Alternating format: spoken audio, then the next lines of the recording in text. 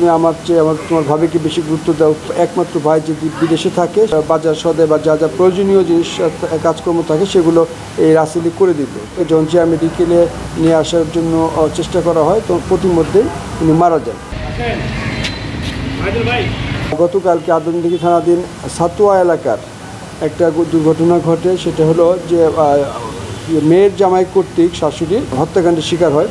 তো এই ঘটনার পরপরই আমরা ছায়া তদন্ত শুরু করি এবং এই যে আসামি, সে আসামির মোবাইল নম্বরগুলো নিয়ে আমরা চেষ্টা করি যে তার লোকেশন দেখে সে কোন দিকে যাচ্ছে, কী করতেছে।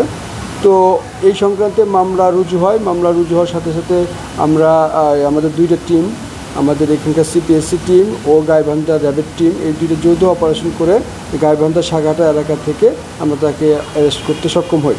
তো তাকে অ্যারেস্ট করে নিয়ে আসার পরে সে জিজ্ঞাসাবাদে যেটা আমাদেরকে প্রকাশ করে সেটা হলো যে ওর ওয়াইফ এবং মানে আপনার যে আসামি রাসেল এবং রাসেলের ওয়াইফ, এই দুজনেই কিন্তু সপরিবারে তার শাশুড়ির বাসায় থাকতো, বসবাস করতো।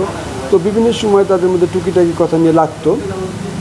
তো একটা গতকাল যেটা হয়েছে যে ও কাছ থেকে ফিরে রাসেল এবং সে প্রচণ্ড ক্ষুধার্ত অবস্থায় ফিরে।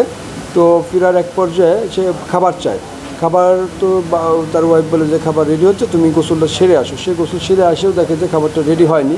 তখন প্রসঙ্গত অন্যান্য বিষয়ে আলাপ করে একটা ফাঁকে সে বলছিল যে আমার একটু তাড়াতাড়ি যেতে হবে, আমার যে ভাবি, ওর একমাত্র ভাই যদি বিদেশে থাকে, সেই ভাইয়ের যেহেতু ওয়াইফ এখানে থাকে, তো ওই ওয়াইফের অনেক বাজার সদে বা যা যা প্রয়োজনীয় জিনিস কাজকর্ম থাকে সেগুলো এই রাসেলই করে দিত। তারপরে সে বলছে যে ওর ভাবির একটু সমস্যা, ওর গ্যাসের ট্যাবলেট কিনে দিয়ে আসতে হবে। তখন এই ভাবির সমস্যা বলছে, তখন তুমি আমার চেয়ে তোমার ভাবিকে বেশি গুরুত্ব দাও, কিসের সংসার করে হ্যান ত্যান, এগুলো মানে অনেক যেটা স্বাভাবিক হাজব্যান্ড ওয়াইফের মধ্যে অনেক রকম তর্ক বিতর্ক হইতে হয়।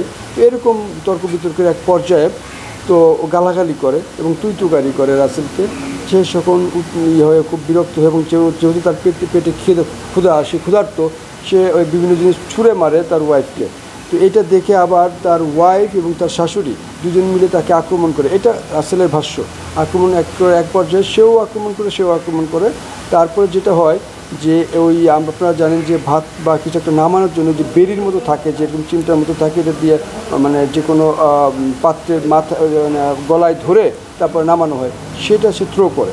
তো তার ভাষ্য যেটা যে থ্রো করার পর্যায়ে সে এটা একটা বস্তুর গায়ে লেগে তারপর তার শাশুড়ির গলার এখানে ঢুকে যায়। তো তারপরে সে আহত হওয়ার এক পর্যায়ে এদেরকে যখন জিয়া মেডিকেলে নিয়ে আসার জন্য চেষ্টা করা হয় তো প্রতিমধ্যেই উনি মারা যান। আসলে এইটা আমার যেটা মনে হয়েছে যে পারিবারিক যে আমাদের বোঝাপড়ার ভুল বা অথবা ক্ষেপে যাওয়া, দুইজন একসাথে রেগে যাওয়া এবং স্বামী স্ত্রী একসাথে রেগে গেলে তার সাথে সাথে আরও কেউ জয়েন করে, ওয়াইফের পক্ষেও কেউ জয়েন করে বা স্বামীর পক্ষেও কেউ জয়েন করে, এই জিনিসটা আরও বেশি ক্ষতিকর হয়ে দাঁড়ায় বা কোনো বড় ধরনের দুর্ঘটনা ঘটতে পারে।